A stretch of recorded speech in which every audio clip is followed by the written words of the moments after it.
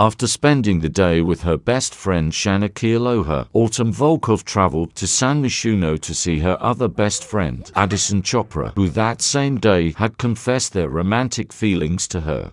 Addison was ecstatic to see her crush. Autumn was eager to get to know every single detail there was to know about Addison. Anything to keep her mind off her brother. And Addison Chopra was absolutely perfect. Has Addison's father never seen to gay or something? Autumn tested the waters, subtly flirting with Addison, her liking it.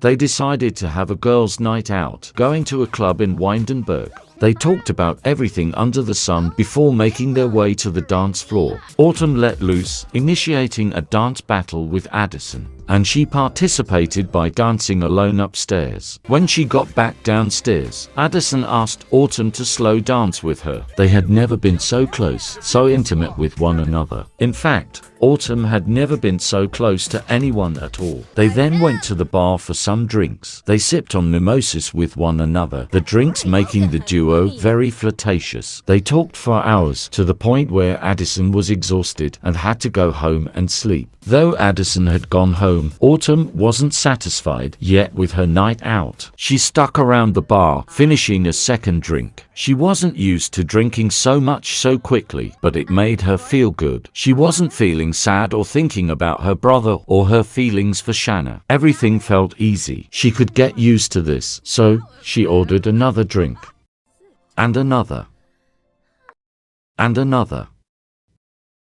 The next morning soon came, and Christopher realized how badly he was neglecting his pack, the Moonwood Collective. He got to cooking some food, of course, making it right next to the toilet. He then trudged over to the hangout, Lily Ju standing near, visibly disheartened. They discussed the future of the Moonwood Collective, especially about who was going to take over if Chris were to suddenly unalive. Christopher had always envisioned passing down leadership to Jacob, but that was no longer possible. Considering she was the oldest werewolf, it was destined to be passed down to Nicole instead. Back at the house, Autumn enjoyed a meal with her mother Alexis before going outside for some oregano. Chris began cooking more meals for the pack. Edward worked on his skills, and Ezra began researching universities. While Christopher walked back to the pack hangout, he was being followed by a strange elderly woman. Her name was Zanny the Nanny, and at the Volkov's back porch was a woman named Sapphire Hudson. Zanny asked Christopher if he'd want to hire her as a babysitter. Obviously, he declined, and Zanny did not take it lightly.